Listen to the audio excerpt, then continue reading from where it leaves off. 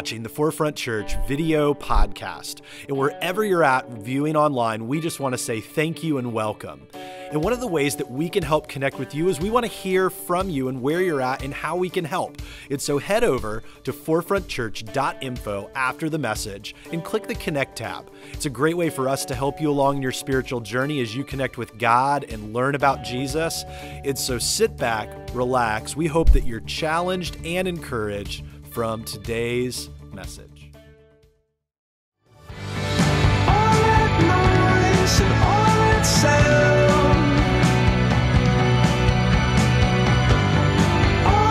Places I got found. Birds go flying at the speed of sound to show you how it all began. Birds came flying from the underground. If you could see it, then you'd understand.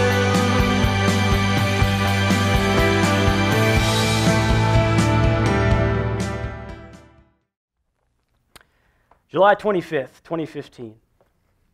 This book has been sitting empty in my desk for almost 3 years, just waiting to be written in. I've picked it up countless times, flipped through it, even considered jotting a few things down, but nothing ever seemed to be worth writing down. I always imagined that someday something would happen that would be worthy of these pages, but it never seemed like the right moment. Is it ever the right moment? I ask that question a lot. I've spent my entire life resenting the moment, the only time that is truly attained and experienced. The future is a mirage, and the past is a shadow, but I always look to them. There is comfort in the past, an endless possibility in the future. But the moment offers only what it has to give. And I, like so many others, spend those moments looking for more. There is no right moment, nothing worthy of writing down.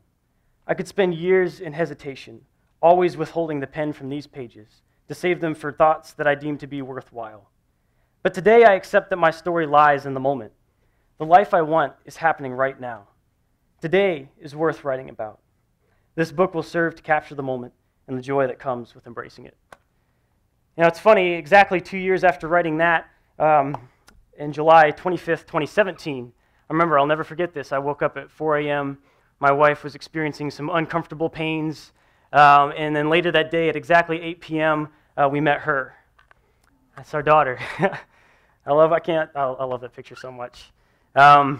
It's crazy. It's amazing. It's hard to believe that in that span of 2 years from writing that, I not only am someone's husband, but now I'm somebody's father. You know, I don't look like it at all. I look more like somebody's grandson than somebody's father. It's crazy. But speaking of which, a little bit about me. I'm 22 years old, and I think by most accounts I'm a little bit crazy. This past year has been a wild ride for me. I essentially did the emotional equivalent of like a belly flop into the deep end of the pool of life. As Dan Pollard put it, I fit 5 years into one. And that's exactly what happened. So last year I graduated from college and I transitioned out of a part-time ministry I was in for 4 years all through college and landed here at Forefront doing full-time ministry. I moved my life to Virginia Beach. I got engaged to, then married my wife Sam. And then not long after, we found out we were having our first child, and now here she is. And that brings us to this moment. So a lot has happened. Now I'm aware of the elephant in the room. I realize the biggest obstacle I have today with you is the fact that I'm probably one of the youngest people in the room.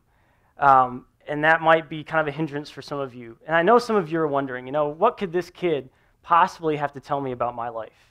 You know, some of you have 20, 30, 40 years on me.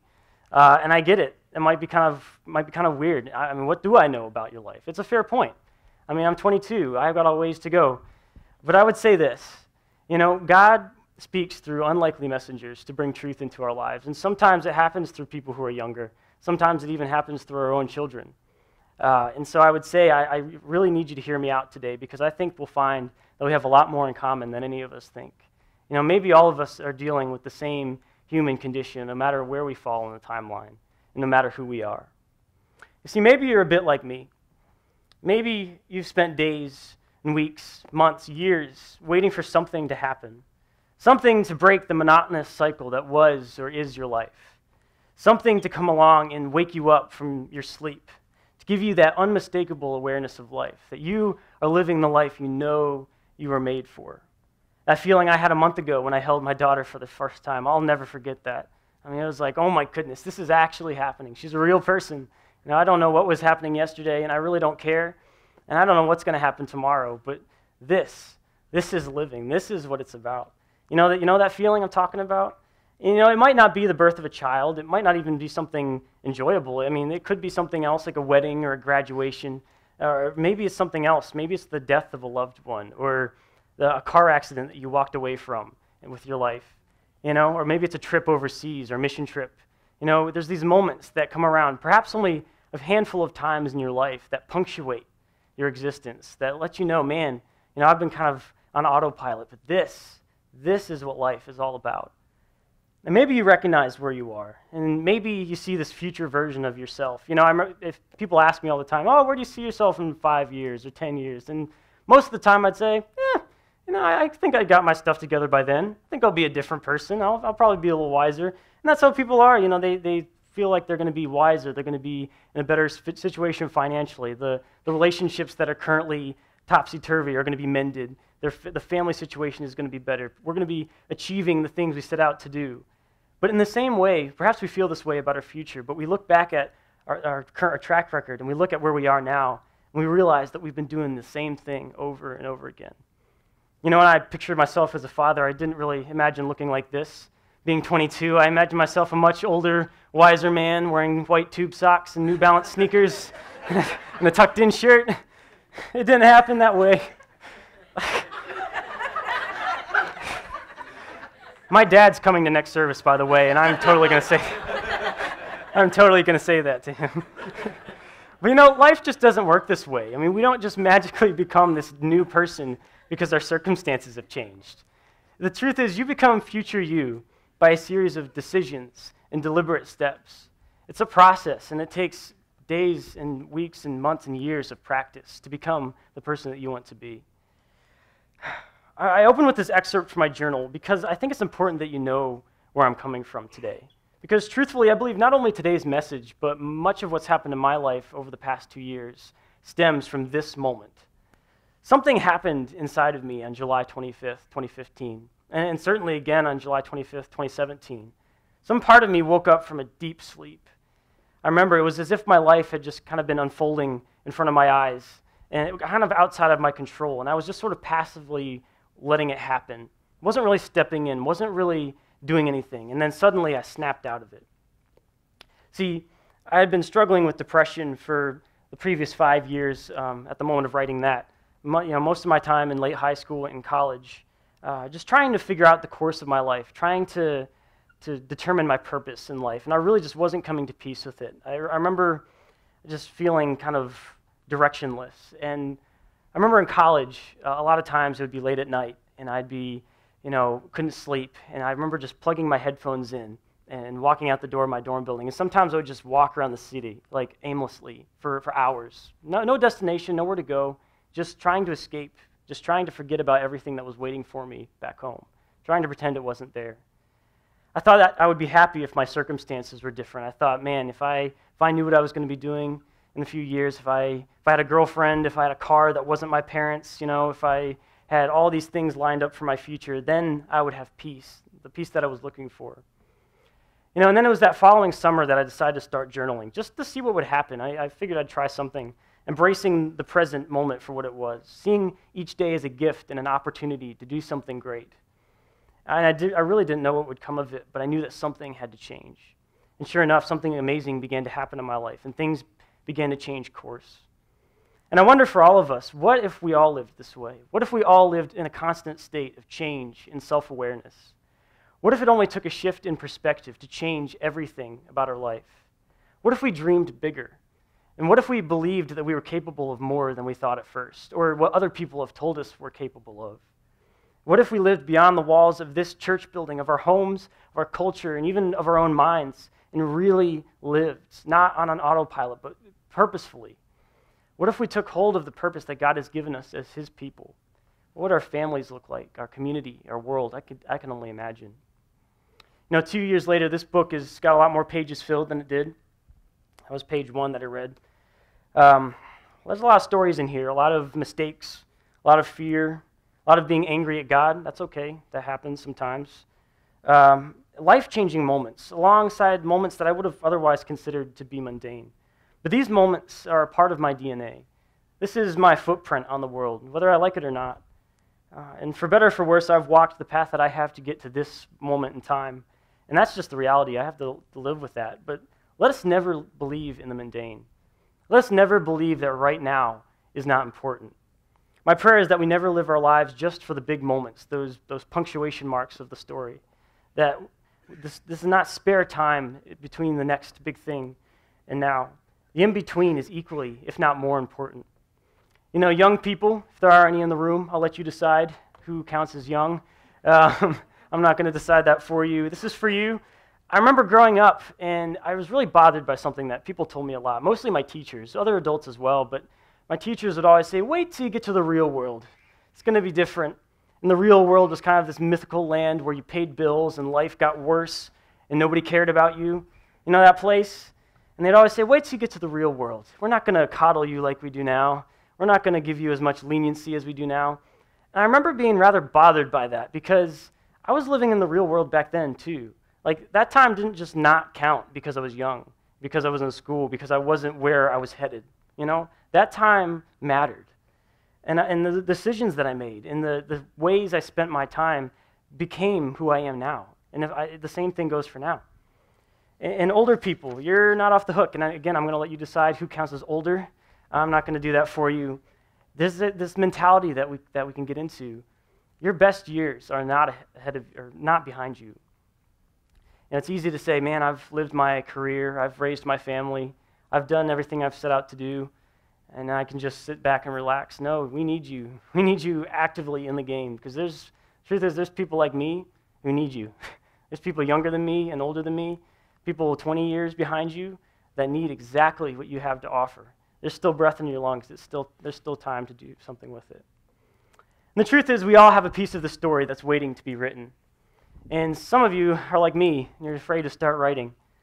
You know, there's something about this story, though. See, growing up, when I, thought about my life, I kind of saw it as a big movie playing out in my head. You know what I'm talking about? Like, everything that I did was kind of like part of the story, and I was like the main character or the protagonist. And I kind of bled into my adulthood, but then somewhere along the line, I realized how dangerously self-centered that perspective was, because the truth is we're all part of the same story, and none of us are the protagonist. The story never will be, never was, it is not about us. But we're all part of the same story. And I wonder, what if we found joy in our role anyway? Be it a chapter or a page or just a sentence. Find joy in your role and know that nobody else can play your part. Some of us are waiting for this big cosmic sign to come along and tell us to start living our lives like we want to. Waiting for the big something to happen that will change everything. Waiting to be the people God made us to be. To embrace our role in the story. Well, guess what? I'm here to tell you that it's happening. It's right now. We're living it. Because the truth is we have only this moment, this body, and this life, and this existence to move and change the world. I'm going to pray as we get started. God, I believe that we have a big purpose. I believe you've made us to do something. You've made us for more. I pray that these words now are not so much mine, but yours. Speak through me. Though I'm young, I pray that I have a message for people of all ages, and that we can all take away something from this, because you have made us for more. In Christ's name I pray, amen. We're going to be in the Bible today. If you don't have one, we encourage you to pick one up at the Get Connected table. They're free. It's yours to keep. If you're a digital person, you can always download an app on your phone. But we're going to be in the Bible, so I'd love for you to follow along with me. So long ago, there was a man named Joshua. And he found himself facing one of these pivotal moments, one of these punctuation marks of life. He said it was kind of one of these should I stay or should I go moments, like the Clash. He had just stepped into somebody else's shoes. And that's an uncomfortable place to be in. I was there last year stepping into this job, kind of embracing a role that I wasn't quite familiar with yet. And that can be an uncomfortable position, and it certainly was for Joshua. See, because these weren't just any shoes. He was taking over for Moses. And Moses was famous. See, Moses was the one that brought his people, the Israelites, out of slavery. These people had been enslaved in Egypt for generations, and God had promised them to bring them to this promised land, and they were losing hope, and it was Moses who brought them away. But then he died, and he got as far as the shores of the Jordan River, which is in the Middle East, and then he died, and Joshua took over. But people had truly lost hope that they would ever see this land with their own eyes, because generations had come and gone, and it seemed like God was not fulfilling his promise. But see, right off the bat, there's a problem with this story. See, God promises them this land. And it would be one thing if it was just like empty land, like ready for the taking, but it was occupied. And I don't know if you've been paying attention to the world, but like you can't just like go and take land that isn't yours without problems, because like that's how wars start. Like people get killed over this kind of thing. So imagine that God promises them all this land. He says it's flowing with milk and honey, which is biblical language for it's good land. You know, cattle can graze here, you can raise crops here. It's going to be a good place to live. But it's owned by one of the most menacing people groups of the time. Sure, let's just take it, they said. No, they were scared. You know, it seems like God's writing checks that the Israelites can't cash. But that's just it, and that's kind of where I'm going. The Israelites can't cash in on their own. See, looking back on the book of Exodus and Joshua, and throughout the entire Bible, really, God's seldom in the business of just giving things away for free. You know, he knows there's a price. He's not in the business of making life easy, but he does make life better. And he does make it worth your while. Because in his infinite wisdom, he knows there's a price to be paid for the things in life that are valuable. And that's why he sent Jesus, because he always follows through on his promises, and he takes care of those who trust him.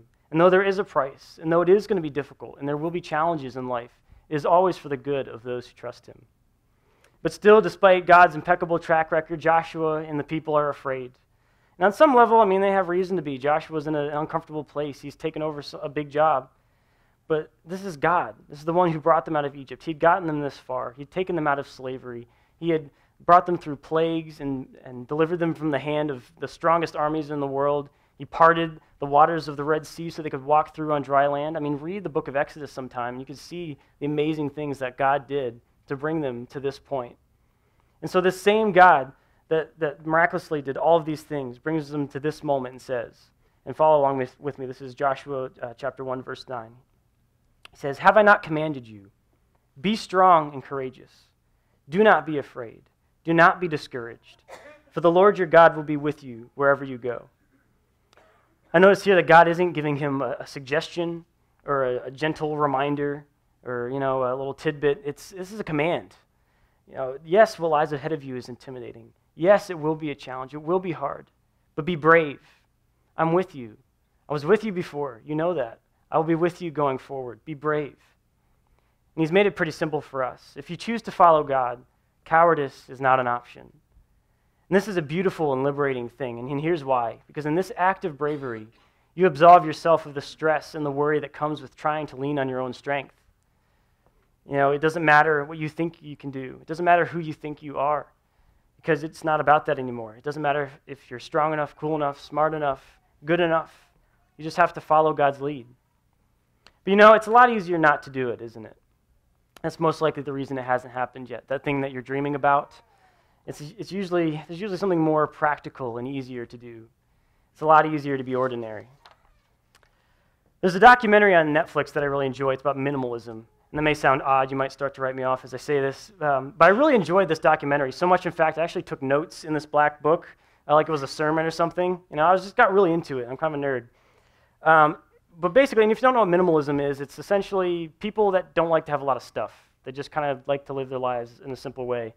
And it's easy to knock these people because they're often very earthy, crunchy, hippie kind of people. I practice minimalism to a degree, partly by choice and other because I'm a pastor in my early 20s and I have a wife and a child and no money. So you kind of have to be, there's only so much you can do. But in the film, some of these people are very extreme. Some of them are living in tiny houses that they built themselves, the ones where they build them on a trailer and pull it behind their car. So you got some of those guys. You've got other people where their thing is they own less than 30 articles of clothing.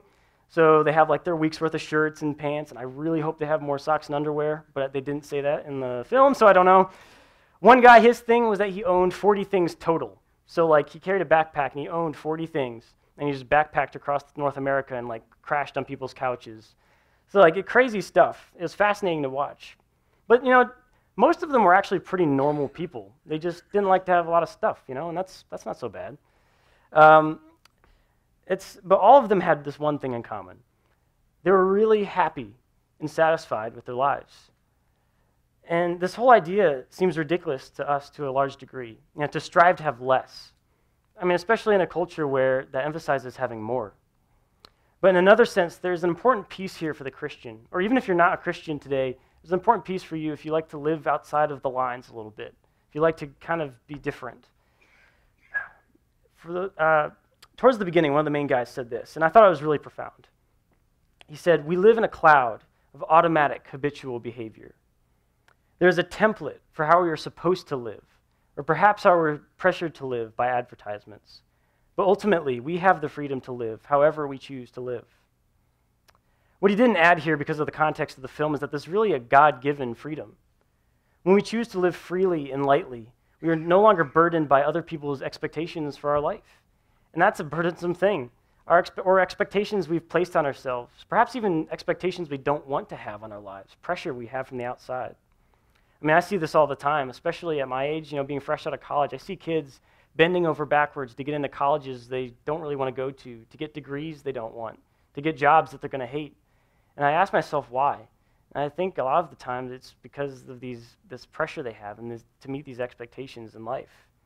And adults are the same way. We're almost worse. That's why we're buying houses and cars that we can't afford. That's why we're going into debt. And that's an overwhelming reason why so many of us are unhappy. Because we're unaware of the freedom that we have. Freedom that God has given us and desires us to take hold of. So in this spirit of freedom and living with less, Jesus tells us this in Matthew 6, 25 through 34. Follow along with me. It says, "Therefore I tell you, do not worry about your life, what you will eat or drink, or about your body, what you will wear. Is not life more than food, and the body more than clothes? Look at the birds of the air. They do not sow or reap or store away in barns, yet your heavenly Father feeds them. Are you not much more valuable than they? Can any one of you, by worrying, add a single hour to your life? And why do you worry about clothes? See how the flowers of the field grow? They do not labor or spin.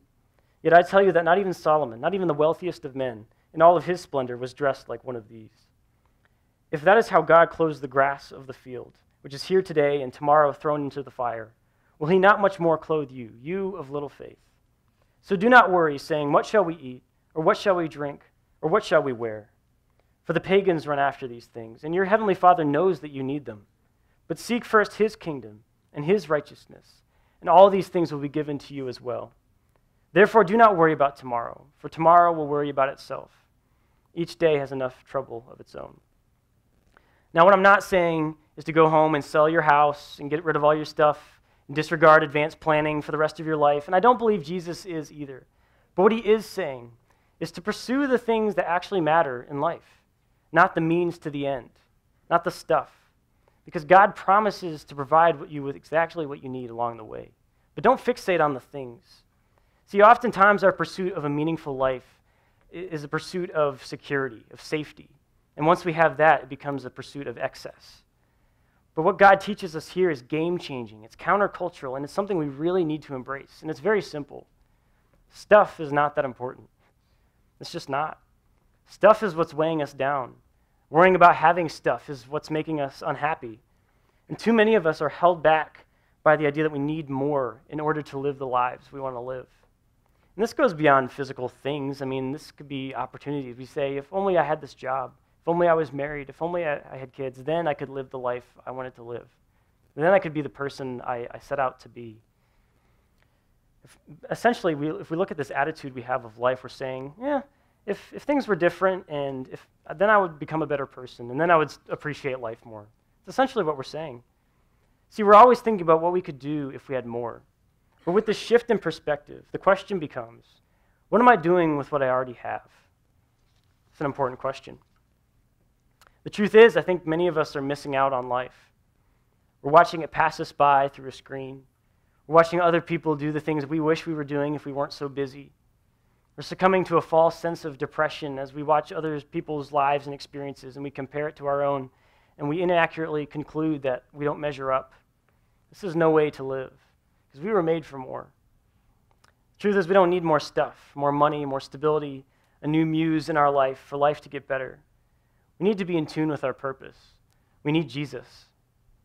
God tells us this in John 15, verse 16. He says, You did not choose me, but I chose you and appointed you so that you might go and bear fruit, fruit that will last, and so that whatever you ask in my name, the Father will give you. I like to sum it up like this. Nobody goes to an orchard with empty trees. I remember growing up around this time of year, every year my parents would take my sister and I to this orchard up in Williamsburg. And this is a really big apple, isn't it? It's not real. I know, I saw some funny looks out there. But yeah, we go to this orchard, and it was awesome because we drive up, and there'd be the same old guy there every year. He owned this orchard. We'd step out of the car. You could smell the apples on the trees. We'd get this big old bag, and we'd pick them off the tree ourselves and fill it up. We'd take it home, and we'd make apple pie and applesauce, and we'd get ready for our Thanksgiving meal. And that was what made those trees beneficial. It brought us joy every year because of the fruit that they bear. And the same thing goes with people. See, we were not placed in existence to do nothing. God did not make us to not do the thing that he made us for, to just exist. See, God gave us this inherent ability to do awesome things with our life, and he commands us to do so. A few weeks ago, the rest of the staff and I had lunch with somebody, and I really enjoyed this conversation that we had. We're kind of just sharing stories about our lives and our upbringing and, stuff like that. And it wasn't long until some of those old church horror stories came along. You might know the ones I'm talking about. If you grew up in church, you probably know exactly what I'm talking about. Some of you, maybe this is like your first week in church ever, and like Forefront's your only experience. If so, I'm thankful you won't resonate with this as much. But some of us had a rough time, and some people older than me had an even worse time. Some people could tell stories like, yeah, I got kicked out of church because I wasn't wearing a suit or I wasn't wearing a tie. Like, there's church experiences like that. And some of them were even worse. Like, one guy said in the conversation, he said, oh, yeah, they burned my Led Zeppelin albums. Like, I'm serious. The church went through a phase. Like, record burnings, it was a thing. And some people were like, I got suspended for watching an R-rated movie. I got suspended at school. These are real things that happened in the church. And some of you know exactly what I'm talking about because you lived this. But others of you might think I'm describing a cult. But after hearing and sharing these stories, it became clear that all of us had in some way a reason to be disenfranchised with the church.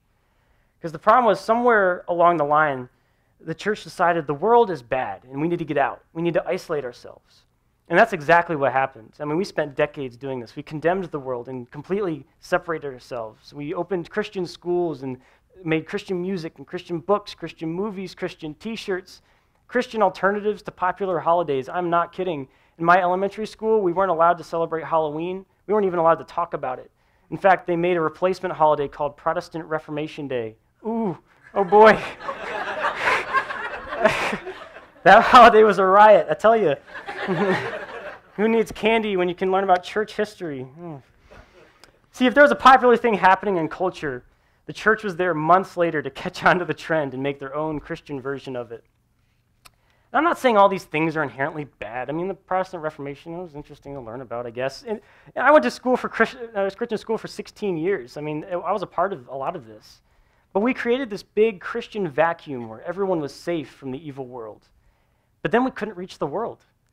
The world wanted nothing to do with us. We were lame. And at some point, we woke up and said, man, where'd everyone go? And I said, you burned their Led Zeppelin albums. That's why they're gone.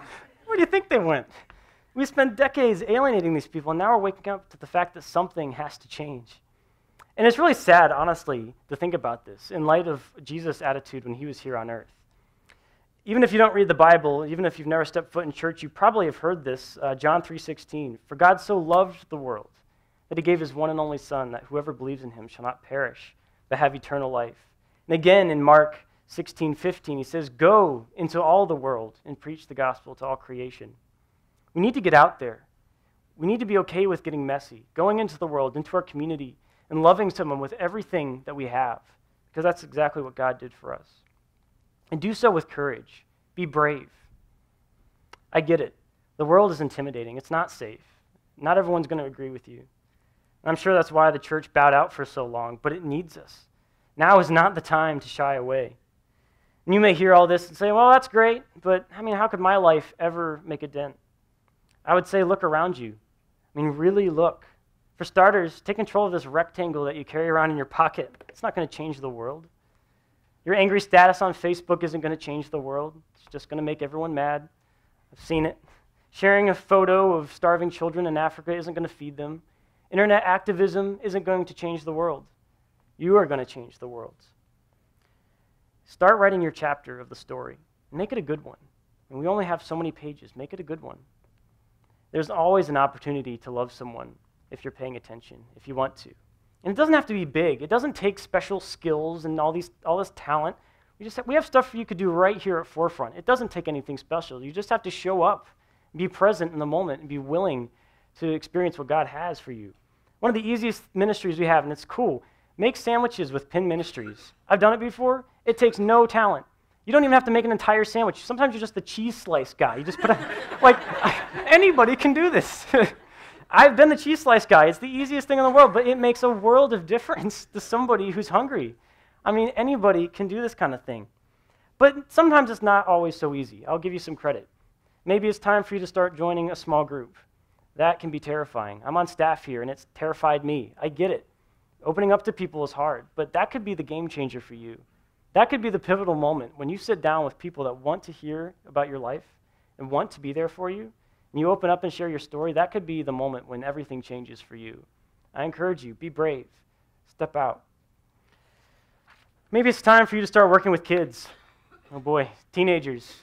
That could be scary. Some of you already said no, but I get that. It's crazy, but you were one too. Have a little grace here. But at the same time, I know that there's a 14-year-old out there that needs exactly what you have to offer. They need a role model. They need you, and you could give them exactly what they need. Maybe the biggest wall for you today is this baptismal. Maybe you've been wrestling with it for weeks, maybe years. Maybe you've just been kind of teetering on the edge, wondering if you're worthy, wondering if you're ready to make such a big step because it seems so weighty. But I would say this, if it keeps coming back to your mind, you keep hearing it and you keep wrestling with it, it's probably time. Because, it's not so scary on the other end of this thing. And what happens next is amazing. What God does when you surrender to that conviction and finally decide to move forward in your life, it's amazing. And your life will never be the same. Be brave. So I ask you, are you going to continue to carry around this empty book? You're going to start writing some pages. You're going to keep waiting for the world to change for you, or you're going to recognize that you're the one that makes the world change. Will you take hold of this freedom that you have and do something with it? Because the world needs you. There's a part of this story that only you can write. So what are you waiting for? Let's pray. Thanks for tuning in to the Forefront Church video podcast. Our hope and prayer is that this has left you encouraged and challenged you in your faith. And you might have some questions and some ways that you want to figure this out, and we want to help with that.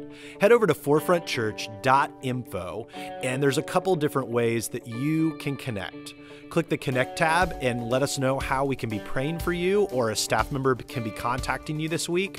Maybe you have just been encouraged by this and want to support the ministry here at Forefront Church. You can click the Giving tab, as well as other tabs that are in there to help you along in your journey with God. And so we're thankful for you. Thanks for tuning in, and we cannot wait to see you again here online on the video podcast. We love you, and we'll see you then.